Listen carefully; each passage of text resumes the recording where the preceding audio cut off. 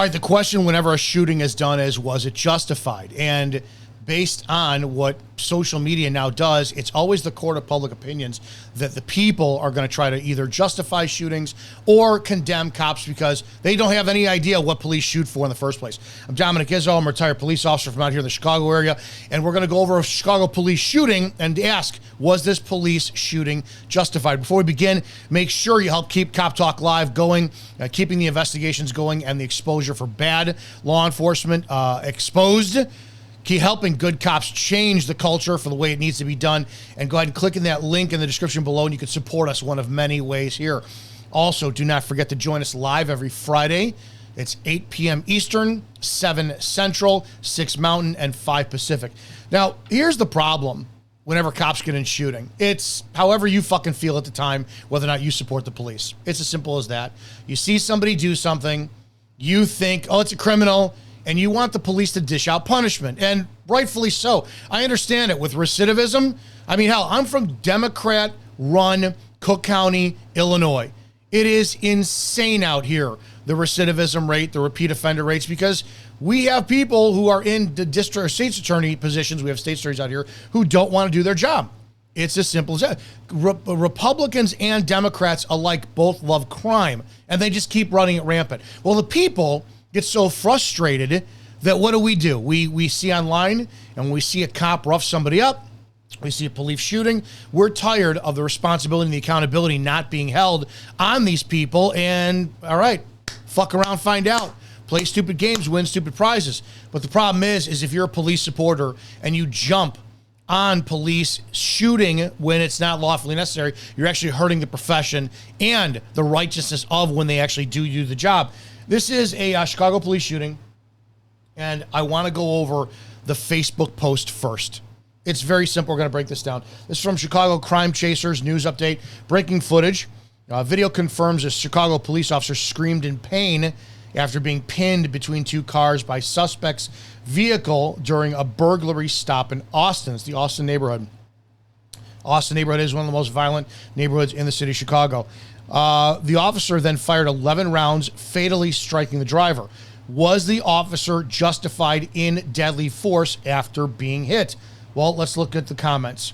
Absolutely. Hell, yeah, justified, yes. It's obvious the officer feared for his life. Absolutely, yeah. Absolutely, I mean, yeah, it's just, yes, it is an overwhelming response of people who think that this was a justified shooting. So we need to look at the shooting. We're going to go to police activity over on YouTube, look at the shooting in question, and we're going to discuss whether or not it was lawful. So this is my only point.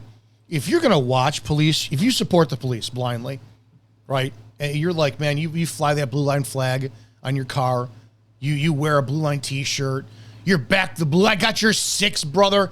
I ask that you actually be intelligent and educated and informed when you're making your decisions about whether or not to support them. Because shooting bad or supporting bad shots, supporting bad cops, supporting bad shootings, all of this, it does nothing but hurt the profession. If you truly back the blue, make sure you're educated and leave your emotions at the door and look at things objectively. On September 6th, 2025, Chicago police officers were dispatched to a report of a burglary in progress on the South Austin neighborhood. Witnesses told police that several subjects or suspects were breaking into property and were inside a vehicle believed to be connected to the crime. When the officers arrived near the 5500 block of West Thomas Street, they spotted the suspect vehicle leaving the area and attempted to stop it. Instead of complying, the suspect sped off, prompting officers to pursue them through nearby streets. The chase ended a short time later at the intersection of Chicago and Waller Avenue, where Chicago's officers boxed in the vehicle with their squad cars. As officers exited the vehicle and shouted commands, the suspect driver suddenly reversed, crashing into two vehicles, pinning one officer between vehicles. In response, that officer opened fire through the rear window of the suspect's car, striking one of the occupants. Following the gunfire, officers detained another suspect, recovered a firearm from the scene. while a third person fled on foot and remains at large. The wounded man, later identified as 21-year-old Aiden English, was transported to the hospital where he died from his wounds. 2 officers sustained minor injuries and were taken to the hospital with non-life-threatening injuries. Officers were involved were placed on administrative duties during the investigation and shooting. So let's talk about what do we know that the responding officers knew. We only knew that there was a burglary in progress. Now, in Illinois, I'm going to tell you, I know that Chicago is different, and I'm going to play both sides of the coin for you. Well, in Illinois, northwest suburb, if you got a burglary in progress, that's not a robbery; it's a burglary.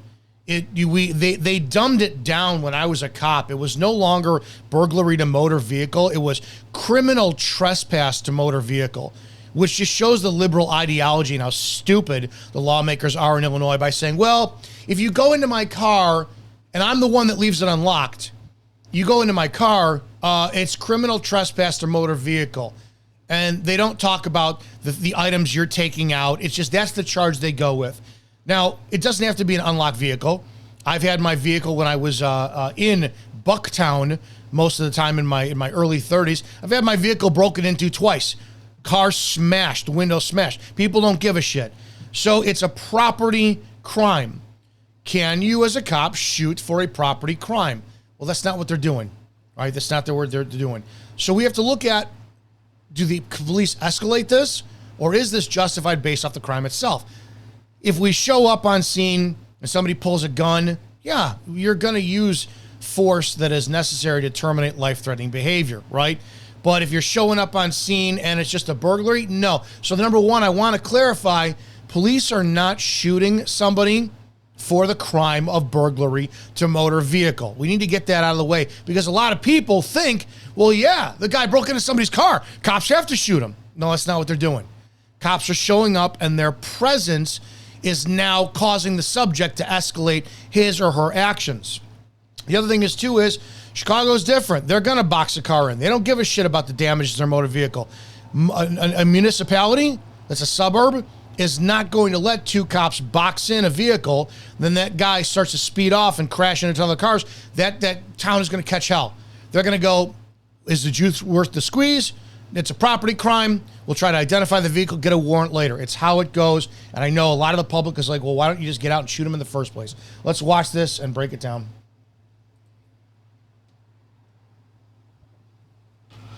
95, I got eyes on it. Right here. I see him, bro. We good. We gonna go. We got him plugged in. Hey, Chris, come on. Show me your fucking ass. Show me your fucking ass right now. Show me.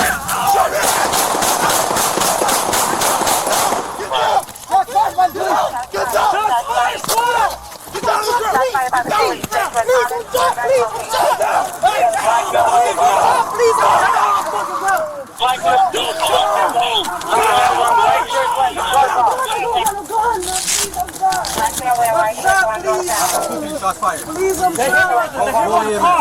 Please, I didn't do nothing.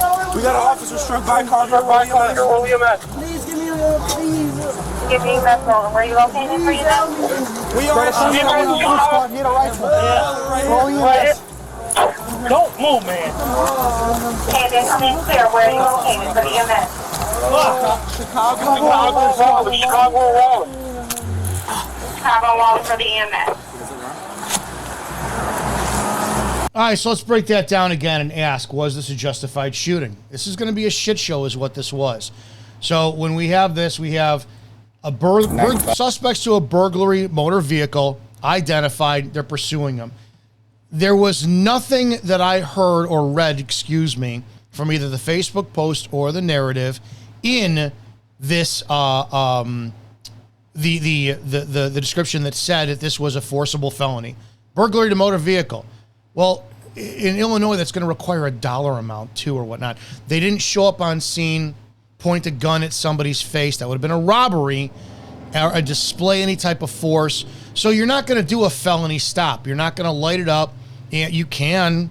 I mean, you can, but you're just not going to. So you're not going, and maybe at this point it would have been safer. You're not going to put guns out. You're not going to light them up and do that. But they identify the vehicle and they go to stop it. I got eyes on it. Right here. I see him, bro. We good. We gonna go. We gotta block them. We gotta block. Hey, Chris, come on. Now we're going to stop here.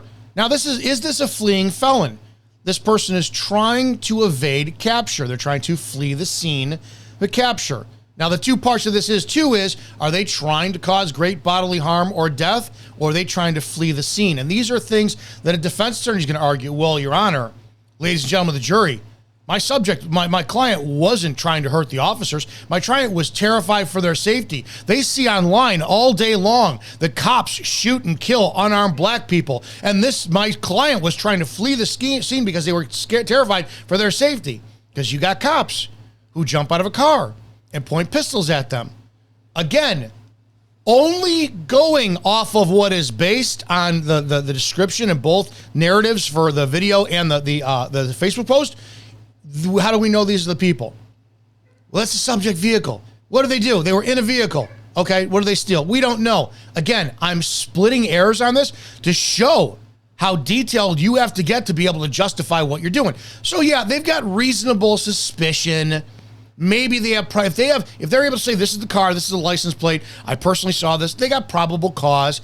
If the officers observed it, even better. So what are they stopping it for in the first place, right? Now, guns are drawn. Fight or flight. Subject's gonna leave, right? The cops don't know that the subject has a gun on him, but it's Austin. Well, shouldn't you assume that every young black guy has a gun on him? Fuck, it's the United States of America. I would hope every single citizen is armed in this country. But that's not justification for pulling out a gun. And in the city of Chicago, it kind of is because they don't allow guns any way, shape, or form. Chicago hates guns. So then they pull their guns out. Now, that's your force. I've done this. I specifically remember I had a retail theft of Cub Foods in Round Lake Beach when I was a cop there. And the guy stole a bunch of baby formula. And we knew that baby formula is indicative for being cut to use in blow, cocaine. And I caught up to the vehicle. It was actually in Gurney at the time. I caught up to the vehicle, had my lights on. He's in a turn lane. He stopped. I had my gun pointed right at his head in the window at the stop. And I'm like, fuck. Why am I pointing my gun at him? I can't do anything. It's an empty threat at this point because he could drive off. What justification do I have to pull that trigger? Not a fucking thing. He stole baby formula. He's fleeing the scene of a baby formula retail theft traffic stop. That's not deadly force justifiable. I remember that. I went, shit, that was the one time where my bluff got called and I went, I'm fucked. I could do it. He looked right at me. He was terrified. Just sped off. Done. I had to go and do the old-fashioned paperwork, identify the driver, found him in his home later on that night, but it was a process. So as we're continuing with this, they got their firearms out. Can they use them in this circumstance? Right here, I would say no. Unless one cop is able to identify he's got a gun in the car, no. Is it well lit? We got a flashlight from one officer. Other officer doesn't have a flashlight. So at this point, if I'm going to play defense attorney, I'm going to say, officer, how many subjects did you observe in the vehicle at that time? Now, we saw 3 get out, right? 3. So we know there's at least a driver and 2 are positioned in 2 other ways. In all of, let's count the seconds, how fast it comes to get in the car. Let's count this. Okay. Gonna make the stop and hits in the 1, 2, 3, 4, 5, 6, 7, 8, 9. Okay, so 9 seconds, high stress, adrenaline dump, what we used to call in the academy, I want to get that son of a bitch mentality. Can that officer reasonably articulate what he's observing in the car? How many people are there? Whether or not he saw a gun, any of it. And it's fast, right? We're asking cops to really bring up their A game under these high stress circumstances. Who's in the car, right? Then he goes behind the car. So let's back up for a second, goes behind the car. Time to watch.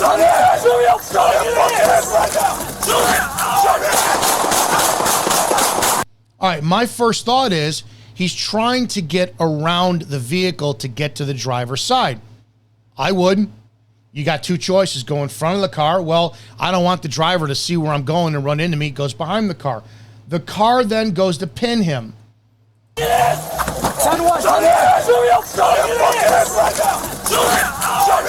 Now, do we have death or great bodily harm as a potential of the action? Yeah, we do. Is it intent by the driver at this point? Highly doubt it. Driver's trying to flee, but that doesn't make a difference, right? The job of the cop is to terminate life-threatening behavior. Justified, the shoot 100% can be justified if the cop is smart enough to say, I observed the driver, I observed the action of the driver, I saw the vehicle, I was firing rounds downrange into the driver to terminate the life-threatening behavior, right?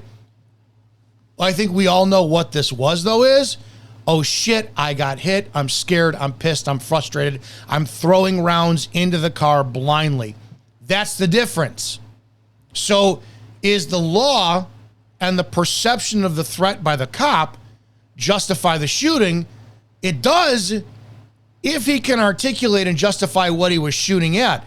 If you got a car and it's got 5 people crammed in there and the car is going to hit the driver, it's like, well, you got to shoot the car, right? To stop the driver. Yeah, but you're going to hit everybody else in the car. Where are those rounds responsibly going down range? This is why the public, when you guys say, oh yeah, it's justified, make sure you know what you're talking about.